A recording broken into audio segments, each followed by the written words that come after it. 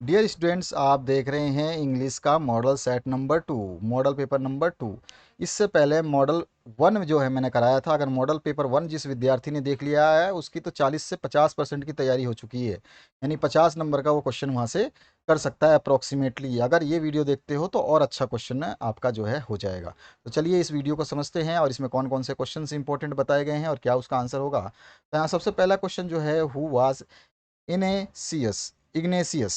तो इग्नेसियस के बारे में पूछा गया है। तो यहाँ पर जो है इसका आंसर क्या होगा, आपके पास चार ऑप्शन है और आपको पता होना चाहिए। आपने पाठ पढ़े हैं, चैप्टर पढ़े हैं, तो आपको सब याद होगा। तो वह जो है वो एक था मैनेजर। तो यहाँ पर कहाँ है आंसर हमारा, मैनेजर ऑफ कोऑपरेटिव सोसाइटी। तो वो था जो एक सहकारी समिति का प्रबंधक, हिंदी में बोलते हैं मैनेजर को प्रबंधक। ठीक है, आगे बहुत ज़्यादा मैनेजर वर्ड पढ़ोगे, जैसे जैसे बढ़ते जाओगे। अभी 10वीं तक तो टेंशन मत लो, 11वीं में मैनेजर वर्ड बहुत देखने को मिलेगा।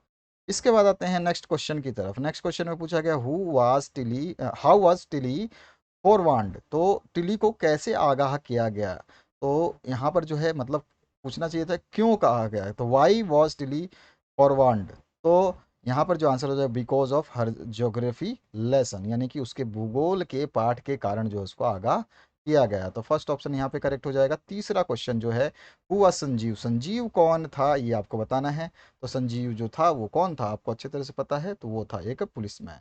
ठीक है, अब नेक्स्ट नेक्स्ट क्वेश्चन की बात करते हैं। The Christmas celebrations were initiated by. तो क्रिसमस का सेलिब्रेशन जो है, यानी कि क्रिसमस समारोह की शुरुआत किसके द्वारा की गई थी, ये आपको बताना है। तो यहाँ पर जो है आंसर क्या हो जाएगा आपका, फोर्थ में, फोर्थ का आंसर हो जाएगा जर्मन्स के द्वारा। तो यहाँ पे जो हो जाएगा बी ऑप्शन करेक्ट। ठीक है, तो जर्मन्स के द्वारा। इसके बाद में पांचवा क्वेश्चन जो है उसकी बात करते हैं। तो पांचवा जो क्वेश्चन है, यहाँ पे आ जाते हैं। पांचवा देखिए क्या पूछा गया आपसे। पांचवे में पूछा क्या है, James first reaction to the happy Christmas by Germans was one of. यहाँ पे पूछा गया जर्मनियों द्वारा हैप्पी क्रिसमस पर जिम की पहली प्रतिक्रिया कौन सी थी। यहाँ पर जो है आपको बताना है कि उसकी प्रतिक्रिया कैसी थी। तो आंसर क्या होगा पांचवे का, ये आपको राइट आंसर बताना है। तो उसको वो कैसा था, सरप्राइज था या कैसा था, यानी कि उसको संदेश सस्पिशियस था। अब यहाँ पे हिंदी इसलिए बता रहा हूँ कि इस टाइप के वर्ड आपको पता होने चाहिए। ठीक है, जहाँ पे हिंदी बताने, देखो यहाँ पर तो ऐसा कुछ है नहीं, सब कुछ आपको पता है। डॉक्टर क्या होता है, लॉयर क्या होता है, टीचर क्या होता है। ठीक है, जहाँ पे इस टाइप के सेंटेंसेस मिलेंगे वहाँ पर हम हिंदी थोड़ी सी बात कर लेंगे, ताकि हम लोगों को पता हो और आगे हम सीख पाएँ, नेक्स्ट क्लास के लिए भी तैयार हों अच्छे से और हमारी इंग्लिश भी अच्छी हो। तो यहाँ पर जिम को जो जर्मनियों को द्वारा जो हैप्पी क्रिसमस पर जिम को जो पहली प्रतिक्रिया क्या थी वो आपको बताना है। तो वो था आपका सस्पिशियन, यानी सस्पिशन मतलब होता है आपका संदेह, सरप्राइज मतलब होता है आपका आश्चर्य, एंगर मतलब क्रोधित था, या फिर डिगस्ट था तो इसका मतलब होता है घृणा, घृणा थी उसको। तो क्या था, तो वो सरप्राइज था, हम सभी को पता है। यहाँ पर जो है बी ऑप्शन करेक्ट हो जाएगा। छठा जो क्वेश्चन है इसमें क्या पूछा गया है इसको समझिए। देखिए यहाँ पे जो छठे में पूछ रहा है जो स्नैप्स इज, तो यहाँ पर जो है ये क्या, स्नैप्स क्या है ये। तो यहाँ पर जो है एक काइंड का मीट है, कि एक जर्मन वाइन है, कि एक सॉस है, एक ब्रिटिश डिश है, क्या है ये आपको बताना है। तो ये एक काइंड का मीट है। ठीक है, तो ए ऑप्शन जो है इसका करेक्ट हो जाएगा। इसके बाद में नेक्स्ट जो क्वेश्चन है उसकी बात करते हैं, सातवां। The earth has more dash than dash. तो यहाँ पे दो दो ऑप्शन दिए गए हैं, तो आपको बताना है सही ऑप्शन, कि पृथ्वी में अधिक है इससे, है ना, पृथ्वी में अधिक है इससे। देन पूछा है ना, देन मतलब कंपेयर पूछ रहा है, तो क्या। तो आपको सभी को पता है मोर देन वाट। सभी को आंसर बिल्कुल 100% मेरे हिसाब से श्योर हूँ, जो सोच रहे हो वही आंसर बताने वाला हूँ। तो आपका हो जाएगा वाटर एंड फॉरेस्ट। सिक्स का सेवन्थ का जो आंसर हो जाएगा water and, sorry, what sea and land हो जाएगा ना। तो इसको हम सी एल ऐड करेंगे, सॉरी। वाटर तो ठीक है, वाटर किस में है, सी में। और फॉरेस्ट किस पे है, लैंड पे। तो हमारा जो है मेन जो आंसर आएगा वो डी ऑप्शन करेक्ट होगा, पाँचवें सातवें का चौथा। ठीक है, अब इसके बाद में हम चलते हैं नेक्स्ट क्वेश्चन पे। What was the logic of geography. तो भूगोल का तर्क क्या था ये पूछा है। लॉजिक मतलब होता है तर्क। तर्क गेट आप देखेंगे आगे जब पढ़ेंगे, तो तर्क गेट के नाम से में, लॉजिक गेट बोलेंगे उसको हम इंग्लिश में।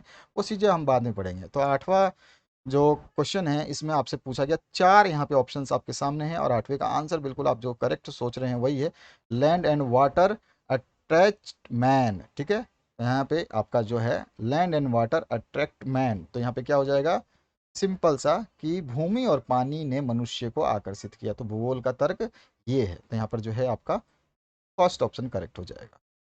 इसके बाद आते हैं 9वें क्वेश्चन पे। 9वें क्वेश्चन में देखिए, देयर सीम्ड एन इवेटिव inventivity about on ground had looked haphazard. What do you mean by the word inevitability? Inevitability, ठीक है। तो इनएविटेबिलिटी का मतलब क्या है आपको बताना है। इसको हम अगर हिंदी में बात करें तो इनएविटेबिलिटी बोलते हो तो अनिवार्यता, ठीक है। ये क्या होता है हिंदी में? अनिवार्यता, ठीक है। थोड़ा सा बोलने में समस्या आएगी क्योंकि थोड़ा सा लंबा वर्ड है, तो अगर हम इसको तोड़ के बोले इनएविटेबिलिटी, ठीक है, तो इस तरह से आप बोल सकते हो तोड़ के भी। तो 9th क्वेश्चन में पूछा क्या है कि जमीन पर जो लोग रह गए थे, व्हाट ग्राउंड हैड लुक्ड, तो ये जो यहाँ पे है फजार्ड जो लिख रहे हो आप, ये जो क्वेश्चन में आपको, तो इसको बेतरतीब बोलते हैं। अब इसको बेतरतीब का मतलब आप समझ रहे हो कि ज़मीन पर जो बेतरतीब अ, लग रहा था, मतलब बिना किसी पैटर्न के, बिना वैसा, मतलब अलग ही तरीके का है ना, तो उसके बारे में एक अनिवार्य चीज़ लग रही थी, ये अनिवार्य चीज़ लग रही थी। वो अनिवार्य इसमें क्या है, तो उस अनिवार्यता से आप क्या समझते हैं, ये बस पूछा गया। समझ में आ गया होगा आपको। ज़मीन पे जो एक बेतरतीब यानी कि अलग सी जो चीज़ लग रही थी, उसमें जो उसके बारे में अनिवार्यता जो थी वो क्या थी, तो यहाँ पे वर्ड जो अनिवार्यता है वो क्या थी, इसमें से चारों में से बताना है। तो आपका जो राइट आंसर इसमें आपने सोचा है वो बिल्कुल सही सोचोगे। अगर आप सही बताओगे तो सही सोचोगे, तो यहाँ पे क्या आंसर हो जाएगा 9th का हमारा, तो that can not be avoided. तो वहाँ पर जो है, जो अजीब चीज़ जो दिख रही थी, जिसे टाला नहीं जा सकता। इन अनिवार्यता मतलब होता है कि जिसे टाला नहीं जा सकता। समझ में आ गया आपको? दोबारा समझाऊं मैं आपको। कंपलसरी आपका नाम सुना होगा, ठीक है। कंपलसरी और इनएविटेबिलिटी जो है ये सिनोमियम है, और इन सिनोमियम को अगर मैं बड़ा करके किसी से पूछूं जिसको टाला नहीं जा सकता, तो कोई बोलेगा हिंदी में अनिवार्यता होती है, जिसको टाला नहीं जा सकता। तो इसी तरह से इंग्लिश में अगर बोलेंगे जिसको टाला नहीं जा सकता, that can not be avoided. ठीक है, आप समझ में आ गया। तो यहाँ पे फर्स्ट ऑप्शन करेक्ट हो जाएगा। 10वें क्वेश्चन की बात करते हैं। तो इसमें पूछा गया आपसे, between 1822 and 1836 dash people died of starvation in India. तो यहाँ पे क्या है? स्टारवेशन, भूख होती है, ठीक है ना। तो इस सन से इस सन के बीच 1822 से 1836 के बीच भारत में जो है भूख से लोगों की मौत हुई, तो कितनी हुई थी ये अप्रोक्सीमेटली आपको जो है बताना है। क्वेश्चन नंबर 10 का आंसर ये तो आप सभी जानते होंगे और सब बता दोगे, मुझे पता है। 15 लाख, बी ऑप्शन जो है इसका करेक्ट हो जाएगा। 15 लाख जो है इसका आंसर हो जाएगा। आते हैं नेक्स्ट क्वेश्चन की तरफ। इसमें अभी क्या पूछा गया है, what did the British impose on the Indian farmers. तो इंडियन फार्मर्स यानी कि किसान पर जो है ब्रिटिश जो अंग्रेज थे उन्होंने क्या इम्पोज किया, यानी कि क्या लागू किया। तो यहाँ पर जो है क्या आंसर हो जाएगा आपका, यहाँ पे 11वें क्वेश्चन का सही आंसर आपको समझ में आना चाहिए। हैवी टैक्सेस जो है लागू किए, यानी बहुत ज़्यादा कर लगा दिए, है ना। उनके हर चीज़ पे कर लगाया, उन्होंने हर चीज़ पे कर लगाया था। आपने इतिहास पढ़ा होगा थोड़ा थोड़ा, मैं आपको सामाजिक विज्ञान, विज्ञान, गणित सबके मॉडल सेट्स करवाऊंगा, उस चिंता करने की जरूरत नहीं है। कमेंट करते रहिए, हमेशा जो कमेंट करते हैं, तब हमें पता चलता है कि बच्चा चाहता है कि सर हमें ये भी दीजिए, हमें वो भी दीजिए। लेकिन अगर आप लोगों का कमेंट में देख रहा हूँ कि 0% आ रहा है, तो ये कमेंट की आदत डालिए, क्योंकि आगे जब आप ऑनलाइन एजुकेशन में मूव करेंगे तो आपको कमेंट करना बहुत अनिवार्य होगा। सीखिए अभी से कमेंट करना, सीखिए अभी से टाइपिंग करना, ठीक है। मैसेज करना अलग बात होता है, किसी से इंटरेक्ट करना अलग बात होता है, ठीक है। इंटरेक्ट मतलब किसी से बात करना, वो पूछना वो अलग बात होती है, और दोस्तों से मैसेज में बातें करना वो बहुत अलग बात होती है। आप इस बात को जानते होंगे, जो बच्चे समझदार है वो इस बात को समझते होंगे। बाकी समझदारों की तो मतलब कमी नहीं है, सारे दुनिया में समझदार होते हैं, बस ये है कि अब अपनी समझदारी कहाँ पर और कैसे यूज़ कर रहे हैं, ठीक है। तो अब आते हैं हम नेक्स्ट, जो आपका 12वां क्वेश्चन हो गया हमारा कंप्लीट। तो 12वें क्वेश्चन पे क्या हो जाएगा, सॉरी, ये हमारा हो गया 11 क्वेश्चन। अब 12वें क्वेश्चन पे आते हैं।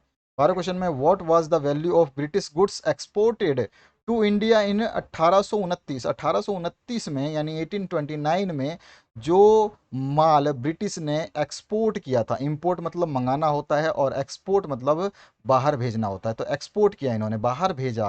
कहाँ से? इंडिया से। ब्रिटिश गुड्स जो इंडिया से भेजे गए उसकी 1829 में कितने करोड़ रुपए वैल्यू थी। यहाँ करोड़ में लिखा गया है, तो हमारे पास क्या आंसर हो जाएगा, तो उसका आंसर जो है 7 करोड़, ठीक है। तो यहाँ पे सी ऑप्शन करेक्ट करना और ध्यान रखना इस क्वेश्चन को। इसके बाद आते हैं नेक्स्ट 13 क्वेश्चन पे। Jody's mother held the coffee pot in mid air, it shows that. जोडी की माता ने कॉफ़ी पॉट को जो है हवा में रखा, ये क्या दर्शाता है? तो यहाँ पे जो है आपका हवा के बीच में रखा तो क्या दर्शाता है? 13वें का क्या आंसर होगा कि ये क्या दर्शाता है? तो she did not want to give coffee to मिलव्हील, तो ये दर्शाता था कि वो जो है मिलव्हील को जो है कॉफ़ी नहीं देना चाहती थी। ठीक है, तो यहाँ पे आपका डी ऑप्शन करेक्ट हो जाएगा। आते हैं हम 14 नंबर क्वेश्चन पे। 14 नंबर में पूछा गया जोडी वाज वरीड अबाउट, तो जोडी किसके लिए चिंतित थी? तो यहाँ पर जो है कौन ऐसा आंसर आपका सही होगा? जोडी किसके लिए चिंतित थे? तो यहाँ पर जो आंसर हो जाएगा आपका 14 का, वो करेक्ट आंसर आपको बताना है। ठीक है ना, तो ये चीज़ आपको ध्यान रखनी है। एक मिनट मैं 13 क्वेश्चन में मिस्टेक तो नहीं कर रहा? यस यस, मिस्टेक कर रहा हूँ भाई साहब, यहाँ पे मैंने मिस्टेक कर, she was stunned at what जोडी हैड सेड, तो मतलब वो जोडी ने क्या कहा उसको देख के जो है चकित रह गई थी। ठीक है, यहाँ पर थोड़ा सा ऑप्शन करेक्ट करिए प्लीज़।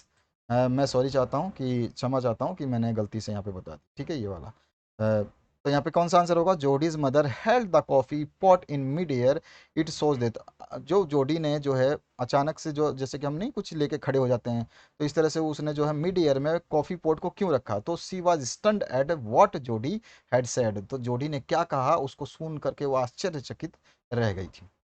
तो जोडी वाज वरीड अबाउट, तो आंसर क्या हो जाएगा? 14वें क्वेश्चन का आपका सही आंसर हो जाएगा फोन के लिए जो है वो वरीड था, तो यहाँ पे जो है आपका द फोन आंसर आ जाएगा। इसके बाद आते हैं हम नेक्स्ट 15 नंबर क्वेश्चन पे। 15 नंबर में हु किल्ड, जो है इसमें who killed the adjutant of his regiment, तो एडजुटेंट को किसने मारा उसके रेजिमेंट में? ठीक है, रेजिमेंट में एडजुटेंट मतलब क्या होता है कि जो सहायक है ना, को किसने मारा ये आपको बताना। रेजिमेंट मतलब रेजिमेंट होता है, सेना की फोर्स होती है जहाँ पे रहती है, वो रेजिमेंट कहलाता है। तो वहाँ पर जो एडजुटेंट होते हैं वो सहायक होते हैं। ठीक है, तो रेजिमेंट तो रेजिमेंट ही हो गया, रेजिमेंट को हिंदी इंग्लिश में रेजिमेंट ही बोलते हैं, और एडजुटेंट जो होता है ये आपका सहायक होता है। तो यहाँ पे who killed the adjutant of his regiment, तो उसके रेजिमेंट के सहायक को किसने मारा? तो आंसर कौन सा इसका सही होगा 15 नंबर का, ये आपको बताना है। तो आपको अच्छी तरह से पता होना चाहिए कि इसका राजा राइट आंसर होगा वो हो जाएगा मंगल पांडे। तो यहाँ पे जो आंसर हो जाएगा वो सेकंड ऑप्शन आपका करेक्ट हो जाएगा, तो हम लिख देंगे यहाँ पे मंगल पांडे। ठीक है, तो इसको मैं करेक्ट कर दूं।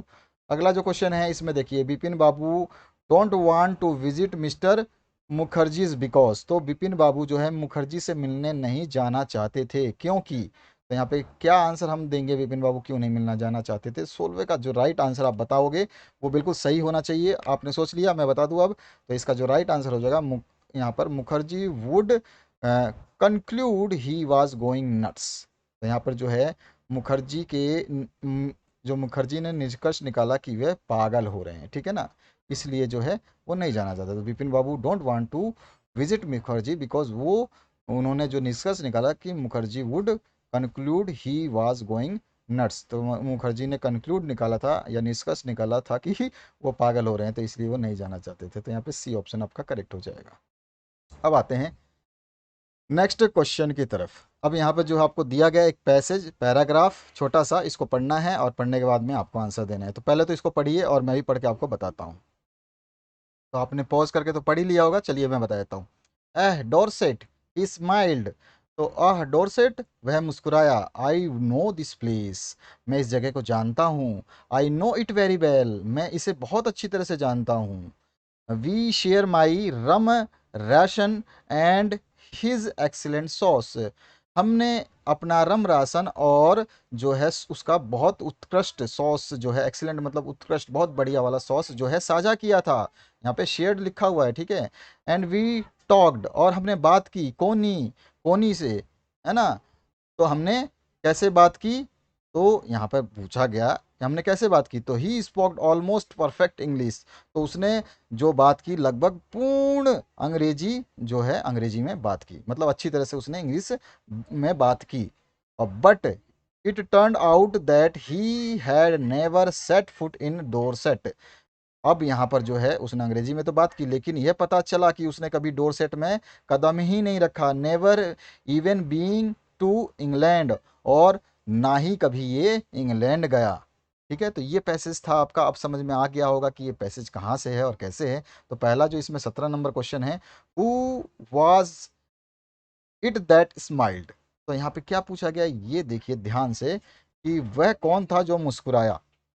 तो आंसर हो जाएगा it was Hans Wolf that smiled, तो यहाँ पर जो है वो हंस वुल्फ था जो मुस्कुराया। ठीक है, तो ये आंसर समझ में आ गया कि वो कौन था, वो हंस वुल्फ था जो मुस्कुराया।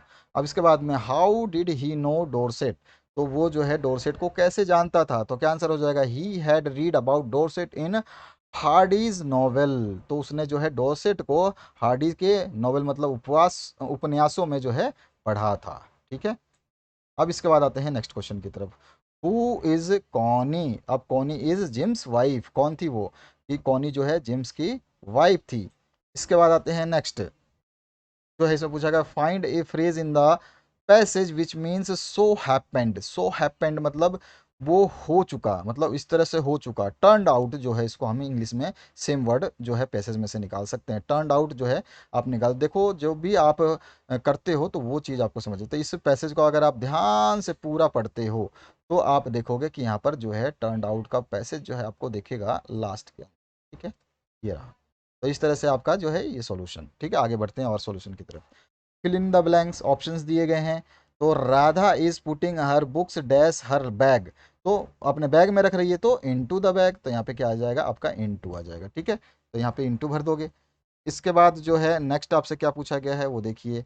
The policeman ran dash the thief, तो डैश द थीफ मतलब यहाँ पे देखो अंडर द थीफ तो गया नहीं, इन द थीफ गया नहीं, ऑन द उसके ऊपर तो था नहीं, तो आफ्टर द थीफ उसके बाद भागा।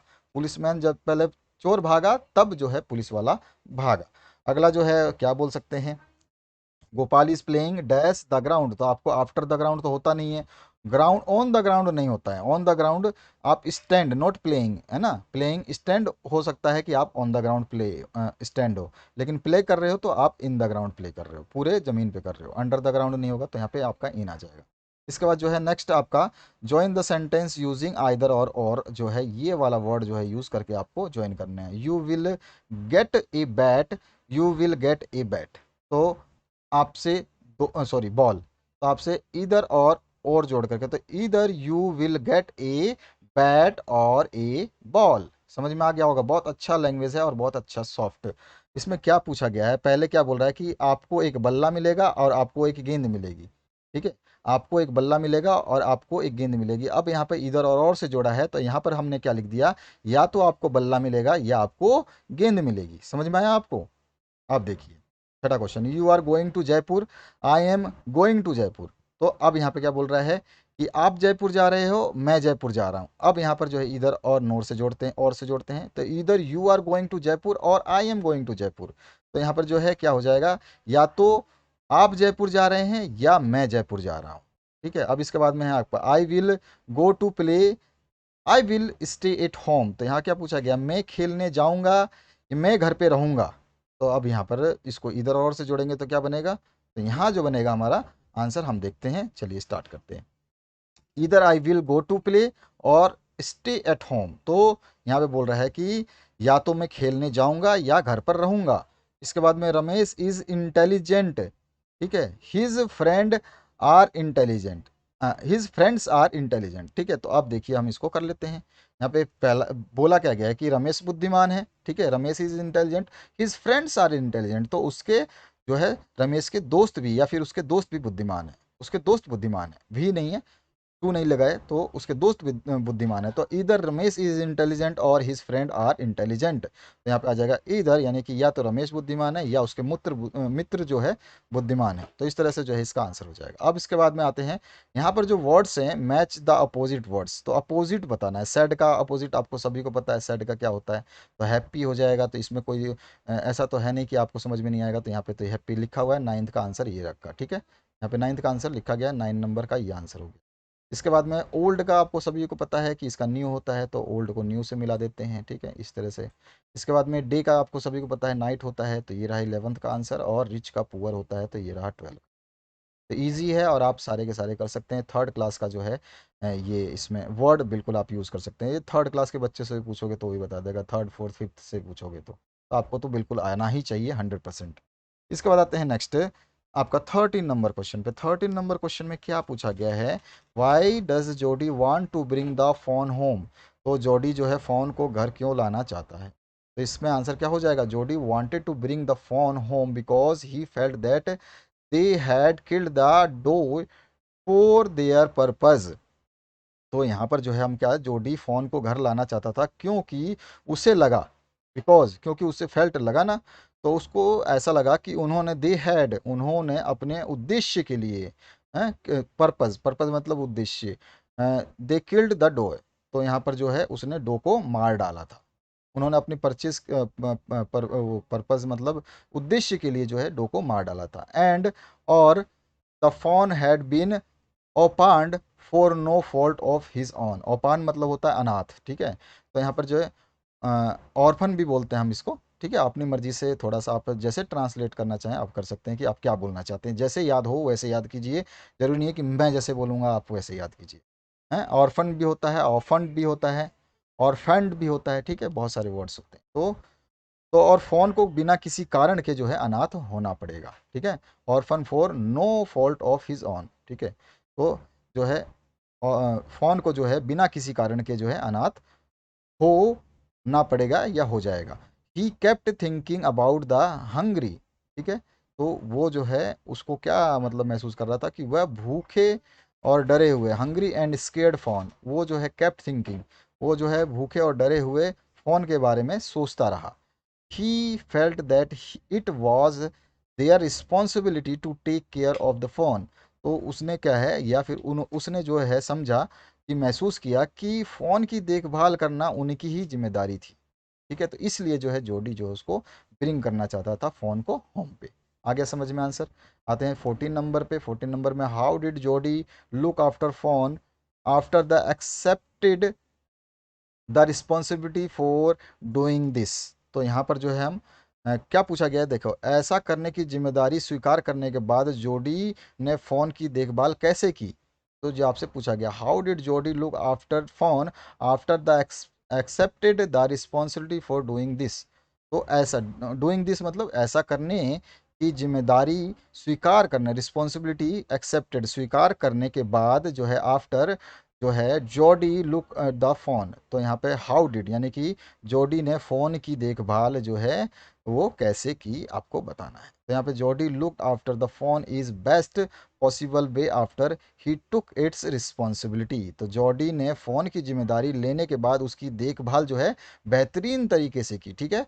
जोडी ने जो है फ़ोन की जिम्मेदारी लेने के बाद में, रिस्पॉन्सिबिलिटी लेने के बाद में जो है उसकी बेस्ट पॉसिबल वे से, यानी कि जो है अच्छे तरीके से या बेहतरीन तरीके से जो इसकी देखभाल की। अब दोबारा बोल दूं, जोडी ने फ़ोन की जिम्मेदारी लेने के बाद में उसकी बेहतरीन तरीके से देखभाल की या जो है उसको बेहतरीन तरीके से रिस्पॉन्सिबिलिटी निभाई। As soon as the as they reached home, और जैसे ही वे घर पहुंचे, Jodie sold the fawn to his father and quickly went to the kitchen to bring milk for it. उसने जैसे ही वे घर पहुंचे तो वे अपने पिता को जो है उसने क्या दिखाया, तो Jodie showed the fawn to his father, उसने अपने उसके फादर को जो है सोन फ़ोन को दिखाया। And quickly went to kitchen to bring milk for it, और जो है उसने जो है क्या करा, सीधे सीधे रसोई में गया उसके लिए दूध लेने। अब the fawn was not able to drink milk directly from the ground. और फ़ोन जो था, फ़ोन जानते हैं ना आप किसको बोलते हैं, झींगा, झींगा। तो फ़ोन जो है झींगा या फिर बोल सकते हैं फ़ोन सीधे जो है यहाँ पर जो है वो एबल नहीं था कि वो गॉड फ्रॉम द गॉड। तो यहाँ पे जो है वो नीचे से वहाँ पे से डायरेक्टली उससे दूध पीना उसके लिए पॉसिबल नहीं था। So he dipped the finger in the milk and thrust them into its soft wet mouth. और उसने क्या करी, फिर उसने अपनी उंगली को डुबोया और उसके लिए जो है क्या करा उसने, उसके जो अपने उसका जो नरम सा गीला मुंह था उसके अंदर डाल दिया। तो इस तरह से जो है अपनी रिस्पॉन्सिबिलिटी को निभाया। तो आप समझ चुके होंगे मैं क्या समझा रहा हूँ। इसके बाद आते हैं 15 नंबर क्वेश्चन पे। 15 नंबर जो क्वेश्चन है आपसे क्या पूछा गया है ये पहले समझना है आपको। तो 15 नंबर क्वेश्चन क्या पूछ रहा है, देखिए, what were the symbols of reverence left the members of the team on Everest. तो यहाँ क्या पूछा आपसे कि जो एवरेस्ट पर जो टीम गई थी, टीम की सदस्य गई थी, the members of the team on Everest. तो मेंबर्स जो यानी कि एवरेस्ट पर जो सदस्यों की टीम गई थी उनके द्वारा सिंबल ऑफ रेवरेंस मतलब होता है आपका श्रद्धा के प्रतीक, ठीक है। सिंबल मतलब प्रतीक, और रेवरेंस होता है आपका श्रद्धा। तो श्रद्धा के प्रतीक के रूप में क्या व्हाट वर छोड़े गए थे, लेफ्ट, ठीक है, छोड़े गए थे। तो the author left on Everest A picture of Guru Nanak. तो लेखक ने एवरेस्ट पर गुरु नानक की छवि छोड़ी, या पिक्चर छोड़ी, या तस्वीर छोड़ी। Rawat left A picture of goddess Durga. Rawat ने जो है दुर्गा देवी की या दुर्गा माता की जो है एक तस्वीर छोड़ी।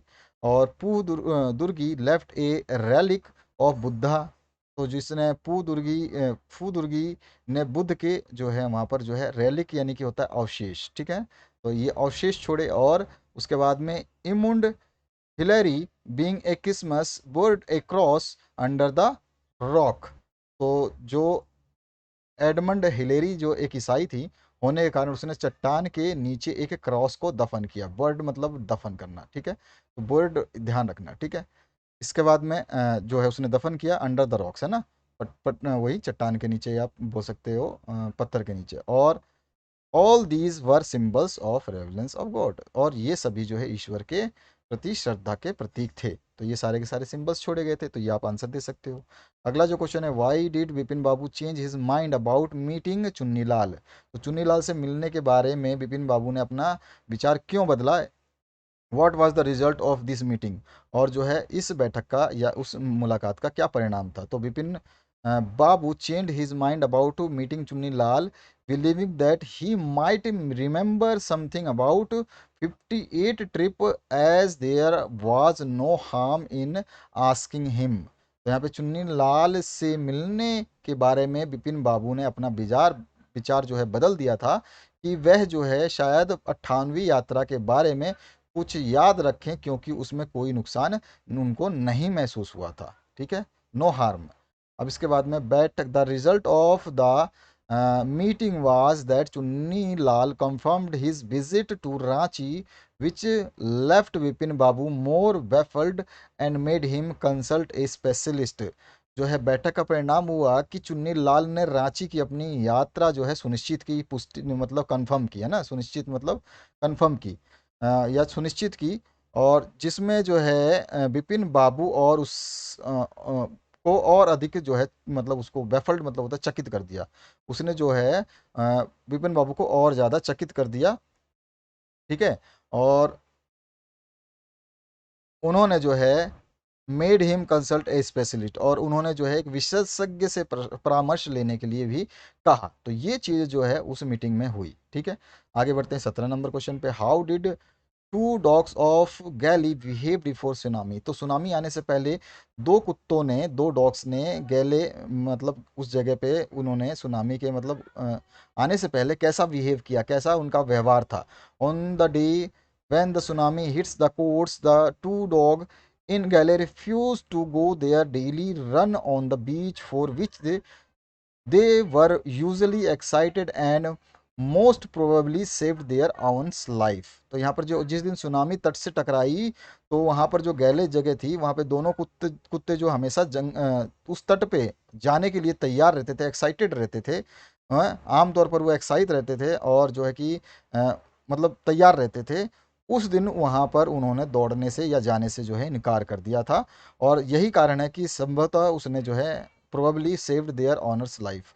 और यही कारण है कि शायद उन्होंने जो है अपने मालिक की जान बचाई। ऑनर्स कौन है, उनका मालिक, ठीक है। तो उन्होंने उनकी जान बचाई। तो ये इसका आंसर हो गया। 18वां जो क्वेश्चन है क्या पूछा गया है, what is Connie's Christmas present, what is the best why it is the best Christmas present in the world. तो कॉनी का जो है वो क्रिसमस प्रेजेंट यानी कि उपहार क्या था, और ये जो है ये क्यों यह जो है दुनिया का सबसे अच्छा क्रिसमस उपहार था, ठीक है, ये आपको बताना है। तो when the narrator come to see Connie, तो जब जो है कथाकार बोल सकते हैं, कवि जो बोल सकते हैं, कोनी को देखने आया, तो ही गेव द बॉक्स, तो उसने एक बक्सा दिया। She miss looked him for her husband Jim, और तो उसने उसे अपने पति जिम के समझ लिया, ठीक है ना। उसने मिस लुक्ड मतलब उसको उसने सोचा कि उसका पति जिम आया है ना, तो उसने अपना पति उसको जिम समझ लिया। मिस लुक्ड मतलब एक जो है गलती से नहीं समझते हैं, तो उस तरह से। She thought that gym had come home for Christmas, उसने सोचा कि जिम जो है क्रिसमस के लिए घर आया है, ठीक है। और दिस वाज कोनीस क्रिसमस प्रेजेंट, और यही जो है कोनी का जो है क्रिसमस का उपहार था। ठीक है, अब आगे देखिए, it was the best Christmas present in the world for her because, अब यह दुनिया का सबसे अच्छा क्रिसमस उपहार था क्योंकि Jim had written in the letter that he would come home on Christmas, क्योंकि जो है जिम ने जो है क्रिसमस पे आने के लिए उस पत्र में जो है लिखा था। ठीक है, तो ये कि या फिर हम बोल सकते हैं कि पत्र में क्रिसमस में आने के लिए उसने कुछ वाक्य लिखे थे। तो इस तरह से भी आप जैसे समझो, आपको जैसा अच्छा लगता है। ठीक है, तो इट वाज बेस्ट, ये दुनिया का सबसे अच्छा क्रिसमस उपहार इसलिए था कि जिम ने अपने पत्र में लिखा था कि वो क्रिसमस पर घर आएगा, और she had read the letter several times every day to feel that he was near her, और जो है वह इस पत्र को दिन में प्रति बार कई बार मतलब प्रति समय या बार बार जो है कई बार पढ़ती है, ताकि उसको ऐसा महसूस हो कि वह उसके निकट है, नियर हर। और now that he was finally there with her, और सी वॉज एक्सट्रीमली हैप्पी, और वह जो है जब वह आखिरकार उसके पास साथ था तो वह वाकई में जो है बहुत ज़्यादा खुश थी। तो इस तरह से हम जो है कोनी को क्रिसमस का उपहार कैसा लगा, और जो है वो उसने बेस्ट क्रिसमस उपहार क्यों कहा, हम बता सकते हैं। इसके बाद जो नेक्स्ट क्वेश्चन है, इसमें क्या पूछा गया देखिए, had Hans Wolf ever been to Dorset, और why did he say he knew it. तो यहाँ क्या पूछा गया, सिंपल सा पूछा गया कि जो हैंस वॉल्फ जो है कभी डोरसेट गया है। ठीक है, और why did he say he no it, और उसने ऐसा क्यों कहा कि वो इसे जानता है। ठीक है, तो ये आपको बताना है। तो यहाँ पे Hans Wolf had never been to Dorset not to England, तो यहाँ पे बोला गया है कि हैंस वुल्फ जो थे वो ना तो कभी डॉर्सेट गए थे और ना ही England, but he knew it because he had read about in his favourite book far from the madding crowd written by Thomas Hardy. तो वहाँ तो गया नहीं था, लेकिन एस बट ही नो, लेकिन वह इसलिए इस उस जगह को जानता था क्योंकि उसने थॉमस हार्डली की जो है एक उपन्यास या जो है उसके द्वारा रचित पसंदीदा बुक जो है उसका नाम था फार from the madding, far from the madding नामक जो है पुस्तक को इसके बारे में पढ़ा था। अब आते हैं हम नेक्स्ट क्वेश्चन की तरफ। Imagine that you are Santosh और Satish having living in Jaipur, और write a letter to your friend consoling him at the death of his father. तो थोड़ा सा लेटर अलग दिया है, ऐसा लेटर वैसे देना नहीं चाहिए था। तो चलिए कोई नहीं, आपको तैयार किया जा रहा है कि आप जो है किसी भी टाइप के लेटर्स को आप जो अच्छे तरीके से लिख पाएँ। तो यहाँ पर जो है आपसे क्या बताया गया, इमेजिन करना यानी कल्पना करना। कल्पना कीजिए कि आप संतोष या सतीश हैं, आप जयपुर में रहते हैं। ठीक है, और अपने मित्र के पिता की मृत्यु पर सांत्वना, कंसोलिंग मतलब होता है सांत्वना, तो सांत्वना देने के लिए जो उसके मृत्यु पर सांत्वना देने के लिए एक पत्र लिखना है। तो यहाँ पर जो है आपको एड्रेस केवल जयपुर दिया है, तो आप जयपुर लिखेंगे सबसे पहले, फिर लिखेंगे डेट, जिस डेट को आप लेटर लिख रहे हैं। अगर डेट इसमें मेंशन नहीं है तो डेट आप मेंशन करेंगे अपनी मर्जी से। आप एग्ज़ाम का भी डेट यहाँ पे जो है डाल सकते हैं। ठीक है, उसकी टेंशन नहीं लेनी, लेकिन ध्यान रखना जब भी आपसे पूछा जाए कि आप क्या हो, यू आर, ठीक है, आप क्या हो और आप कहाँ रह रहे हो, लिविंग। अगर आप जो है कहीं भी जहाँ पे आपको एड्रेस दिया था उस एड्रेस को, जहाँ पे यहाँ पे जयपुर दिया है ना, तो जयपुर ही आपको यहाँ मेंशन करना है। अगर यहाँ पे जोधपुर दिया जाएगा तो जोधपुर मेंशन करना है। जो भी कभी भी लेटर लिखते समय, ठीक है, सबसे पहले आप अपना एड्रेस लिखोगे। हमेशा रूल रखो, ये चीज़ ध्यान रखना, ज़िंदगी में हमेशा काम आएगी। लेटर बहुत लिखने हैं आपको आगे। उसके बाद my dear friends, my dear friend या माई डियर, जो भी आप नाम, क्योंकि इसमें आपको write a letter to your friend लिखा है, फ्रेंड का नाम नहीं बताया गया, तो फ्रेंड का नाम अपनी मर्जी से आप यूज़ भी कर सकते हैं। माई डियर रोहित, सोहित, जैनेन्द्र, जितेंद्र, मनीष, जो भी आप इंग्लिश में लड़की हैं तो सोफिया, सुमिता, पीहू, कुछ भी आप जो है अपना नाम यहाँ पर मेंशन कर सकते हैं उसके दोस्त का। ठीक है, my dear friend, I felt sad to hear the new sad news of your father's death. He was a gentleman. He was very kind to me. Or when I came to see you, he looked upon me as his own son. He is a great loss, but it is the will of God. Man is helpless.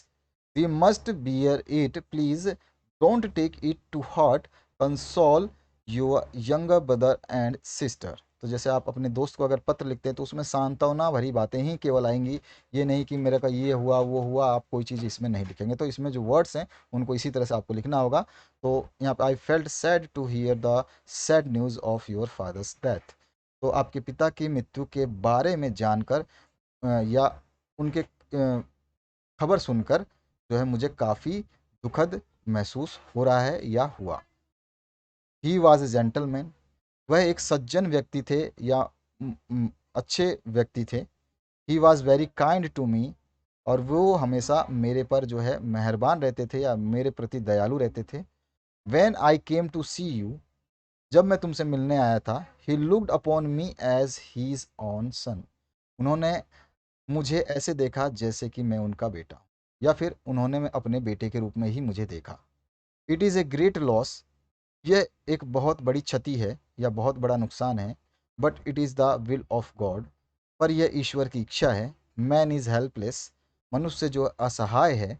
We must bear it, हमें इसे सहन करना होगा या हमें करना चाहिए। Please don't take it to the heart, कृपया इसे अपने दिल पर ना लो।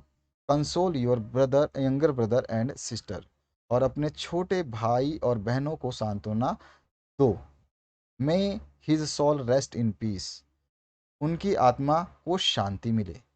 योर सिंसियरली, या your lovely friend Santosh, Sunita, Manita, जो भी आप लिखना। तो इस तरह से जो है आप सैड न्यूज़ को थोड़ा सा समझाते हुए लिखेंगे। थोड़ा सा लेटर जो है बहुत ही भावुक लेटर है, और इसको आपको इसी तरह से जो है सही से लिखना होगा। ठीक है।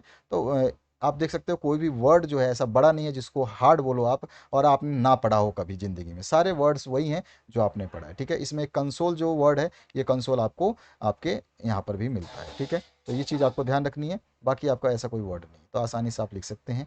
राइट एन एप्लीकेशन, एप्लीकेशन तो आपको प्रिंसिपल को हमेशा लिखना आता है, सभी को पता है। यहाँ पे जो भी नाम दिया गया है उसको हमें लिखना है। अगर इसमें पूछा देखिए, application to your principal requesting grant 2 days leave attend brother's marriage, यहाँ पे कोई भी स्कूल का नाम नहीं लिखा है, तो अपनी मर्जी है, आप यहाँ पे कोई भी स्कूल का नाम भी यूज़ कर सकते हो, जब तक इसमें स्कूल का नाम मेंशन नहीं है क्वेश्चन में। क्वेश्चन में मेंशन कर देगा तो आपको यहाँ पे उस स्कूल का नाम जो है प्रिंसिपल लिख करके स्कूल का नाम और जो एड्रेस दिया है वो मेंशन कर देना। फिर उसके बाद में सर लिख करके, डियर सर लिख करके, रिस्पेक्टेड सर लिख करके आप लेटर स्टार्ट करेंगे। और जो है आप किस लिए लेटर लिख रहे हैं, तो ये आपको जाना है, लीव लेनी है, अटेंड करनी है योर ब्रदर्स मैरिज, अपने भाई की शादी के लिए। तो यहाँ पर जो respectfully I beg to say that the marriage of my brother is taking place on 23rd April. अभी आप अप्रैल में हैं तो अप्रैल लिखा है, आप मई लिख सकते हैं, जून में लिख सकते हैं, जो भी आपका डेट है, या फिर पास्ट भी लिख सकते हैं। ठीक है। तो यहाँ पर जो हम कह सकते हैं कि जो है कि आदरपूर्वक मैं कहना चाहता हूँ कि मेरे भाई की शादी जो है 23 अप्रैल को होने वाली है। ठीक है। यह हो रही है। The marriage will take place in our native village in Haryana, और जो है शादी हमारे पैतृक गांव हरियाणा में होगी। आप राजस्थान लिखना चाहें, आप अपने गांव का नाम लिखना चाहें, वो भी मेंशन कर सकते हैं। ठीक है। I have to make preparations for the marriage, और मुझे जो है शादियों की जो है क्या करनी है, तैयारी करनी है। तो kindly grant me leave for 2 days from 22nd April to 24th April. ठीक है। तो यहाँ पे 22nd to 22 डेज की जगह 3 days कर सकते हैं, 23rd कर देना चाहिए था वैसे। ये तो 3 days 2 days जो भी आपको लिखा गया, तो यहाँ पे डेट चेंज कर लें, 22nd को ले लिया तो 23rd को भी लोगे आप, 2 दिन का वहीं 23rd हो जाएगा। ठीक है। तो इस तरह से, और थैंकिंग यू, आपको ज़्यादा लेटर में कुछ नहीं लिखना है। आपको समझना है कि केवल आपको प्रिंसिपल को समझाना है कि आपकी रिस्पॉन्सिबिलिटी है वहाँ जाना, आपको वहाँ पे तैयारी करनी है, और आपका जो है घर जो है दूर पड़ रहा है या पास पड़ रहा है वही पता चल जाएगा, और वो छुट्टी दे देंगे। तो इस तरह से आपका ये लेटर लिखा जाएगा। थैंक यू ओबिडेंटली, सब तो आप जानते ही हो, लिख दोगे। अगर आपका नाम जो लिखा गया है यहाँ पर, अगर यू आर राकेश, तो यहाँ पर नीचे है राकेश लिखना, नहीं तो राकेश नहीं लिखोगे तो आधे नंबर गए। Right A short paragraph about 100 words my hobby using following points, कोई पॉइंट यूज़ करिए। यहाँ पे क्या पूछा गया है, गार्डनिंग के ऊपर, तो गार्डनिंग आपकी हॉबी है, उसके ऊपर थोड़ा सा लिख देना है आपको। Gardening is a very pleasant and rewarding a hobby, और some nature lovers having a hobby of gardening because they love nature's science beauty. ठीक है। तो गार्डनिंग जो है ये बहुत ही अच्छा और रिवार्डिंग हॉबी है। हॉबी मतलब आपका क्या कह सकते हैं उसको, हम बोलते हैं हॉबी को रुचि। ठीक है ना। तो आपकी रुचि क्या है, आपका इंटरेस्ट क्या है, ये भी बोलते हैं हम कभी कभी। तो वो चीज़ आपसे अगर पूछता है तो आप बता सकते हैं। ठीक है। तो यहाँ पे आपको गार्डनिंग के बारे में लिखा गया है, प्लीजेंट हॉबी है, रिवार्डिंग हॉबी है, और सम नेचर्स लवर्स जो है have hobby of gardening because love nature science beauty. और कुछ जो है लोग ये हॉबी, जो गार्डनिंग का हॉबी इसलिए रखते हैं क्योंकि वो नेचर के साइंस से प्यार करते हैं, उसके सुंदरता से प्यार करते हैं। In gardening people grow different types of plant, shrubs और बुशेस वेयर फ्लावर ब्लोसम। तो यहाँ पर जो है इसमें क्या है, गार्डनिंग में जो है डिफरेंट टाइप के फूल पौधे जो हैं बोए जाते हैं और उनसे जो हमें उनका मतलब फ्लावर्स वेयर फ्लावर ब्लूम ब्लूजूम मतलब खिलते हैं डिफरेंट टाइप्स के। और plant and trees are an essential component of our life. तो प्लांट और ट्रीज जो हैं ये हमारे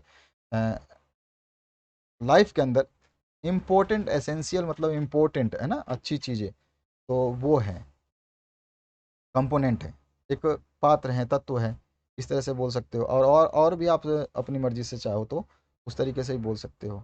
इसके बाद देखिए आगे, it provide scope for physical exercise as well mental satisfaction. अब ये क्या करता है, तो ये हमारे को जो है फिजिकल एक्सरसाइज के लिए जो है तैयार करता है या बताता है, और उसके अलावा जो है हमें क्या करता है, हमें जो है ये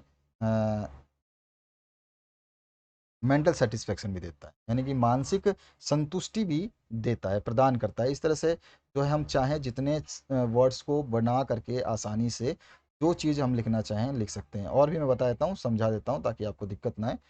तो यहाँ पर जो है आप देख सकते हैं,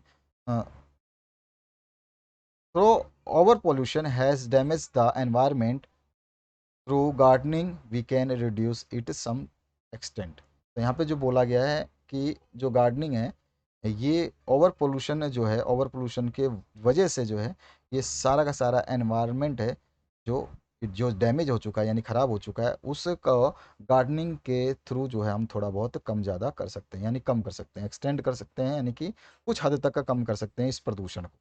यहाँ पे ये बोला गया, आप मर्जी से आप घुमा सकते हैं वर्ड्स को। ऐसा ज़रूरी नहीं होता कि जो हमने, क्योंकि ये चीज़ें जो है ये आप अपना खुद भी लिख सकते हैं, लेकिन जो चीज़ें कुछ ऊपर चीज़ें जो बताई जाती है उनको आपको हमारे बताए हुए तरीके से लिखेंगे तो आपके नंबर नहीं कटेंगे। तो यहाँ पर जो है ये हो गया।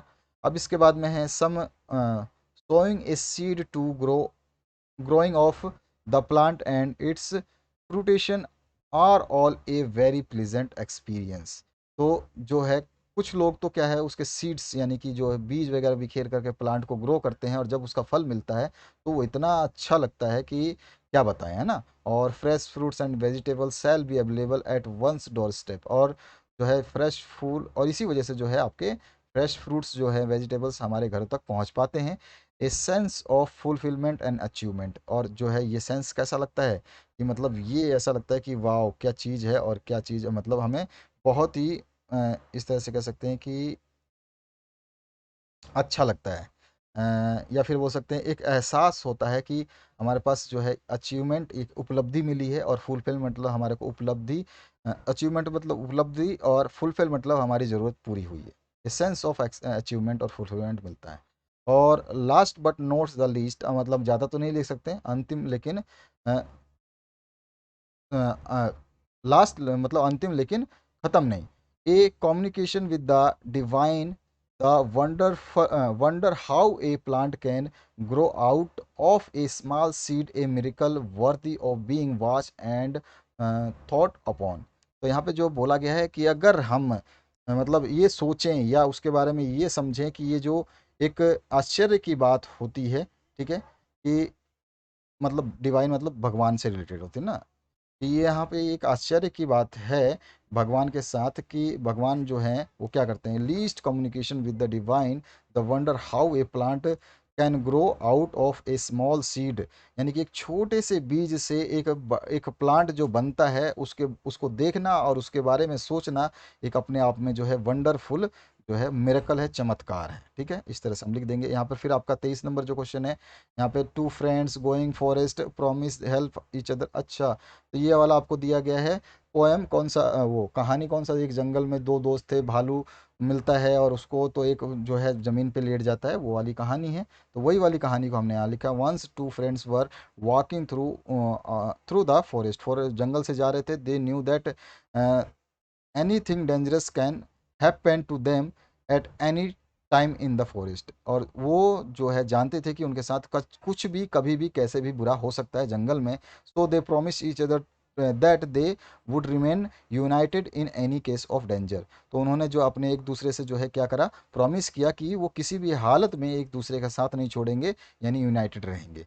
Suddenly they saw a large bear approaching them, और उन्होंने देखा अचानक कि एक जो बड़ा सा भालू जो उनकी तरफ आ रहा है, और one of the friend at once climbed at nearby tree, और उनमें से एक दोस्त जो है फटाफट जो है दूसरे पेड़ पे एक पेड़ पे चढ़ गया। But the other one did not know how to climb, और दूसरा जो है वो नहीं जानता था कि कैसे चढ़ा जाता है। So being led by his common sense, और जो है उसने अपने कॉमन सेंस को यूज़ करके ही lay down on the ground और ब्रीथलेस, यानी कि सांस रोककर जो है वो धरती पे लेट गया, और pretendingly to be a dead man, और एक मृत आदमी की तरह जो है वो करने लगा, क्या कहते हैं उसको, एक्टिंग करना बोल सकते हैं, ठीक है ना। The bear came near the man laying on the ground, is smell its ears and slowly felt the peace, और जो है उसने अपने कानों से जो है बिल्कुल शांति सुनी।